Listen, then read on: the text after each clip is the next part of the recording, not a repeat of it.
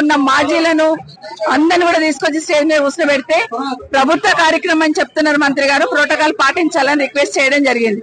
అయినా కూడా మంత్రి గారు ఇగ్నోర్ చేసి దాన్ని స్టేజ్ మీద వాళ్ళని అందరిని అట్లే కూర్చోబెట్టడంలో ప్రయత్నం చేయడంలో నేను బైకాట్ చేసి బయటికి రావడం జరిగింది. నాతో పాటు ఉన్న వాళ్ళందరినీ ఎన్ని రకాలుగా పోలీసు వాళ్ళు మా కార్యకర్తల మీద దాడి చేసే ప్రయత్నం చేశారంటే నిజంగా దాన్ని బాధాకరం. మా పోలీస్ సంబంధించిన మా సోదరులు కూడా విజ్ఞప్తి చేస్తున్నా, ఏదైనా కూడా సమస్య వచ్చినప్పుడు రెండు సైడ్లు ఉన్న వాళ్ళని కంట్రోల్ చేసే ప్రయత్నం చేయాలా, కానీ ప్రతిపక్షంలో ఉన్న వాళ్ళను దౌర్జన్యంతో గెంటేసే ప్రయత్నం చేయాలనడం మాత్రం చాలా తప్పు. నేను వెళ్తున్నానని చెప్పగానే ఏసీపీ గారే నన్ను బయటికి తీసుకొచ్చే ప్రయత్నం చేశారు. పోలీసు వాళ్ళని అడ్డం పెట్టుకుని ఎన్ని రోజులు పాలన చేస్తారనేది ఖచ్చితంగా ప్రభుత్వం ప్రశ్నించుకోవాలి. ప్రజాపాలన అంటే పోలీసు వాళ్ళని పెట్టుకుని కార్యక్రమాలు చేయడమే ప్రజాపాలన.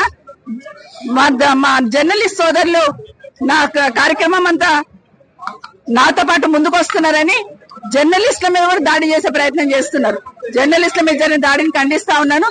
ఎందుకంటే ముఖ్యమంత్రి గారు మాట్లాడుతూ మనం చెప్పారు కదా, జర్నలిస్టులను చూస్తే చెంపల మీద చల్ల కొట్టాలనిపిస్తుందని.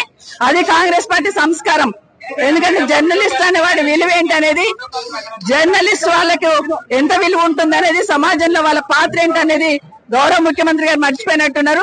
ముఖ్యమంత్రి గారు అన్నారు కదా, మేము దాడి చేస్తే తప్పేముందని ఈ రోజు పోలీసు వాళ్ళు కూడా మీడియా మిత్రుల మీద దాడి చేసే ప్రయత్నం చేశారు. దాన్ని ఖండిస్తా ఉన్నాం. నిజంగానే మీరు రేషన్ కార్డ్స్ ఇస్తే అందరికి ఇస్తున్నప్పుడు గాంధీ భవన్ కి వెళ్ళి ఇచ్చినట్టు మీ పార్టీ పరంగా ఇస్తున్నట్టు అందరినీ తీసుకొచ్చి స్టేజ్ మీద కూర్చోబెడుతున్నారు.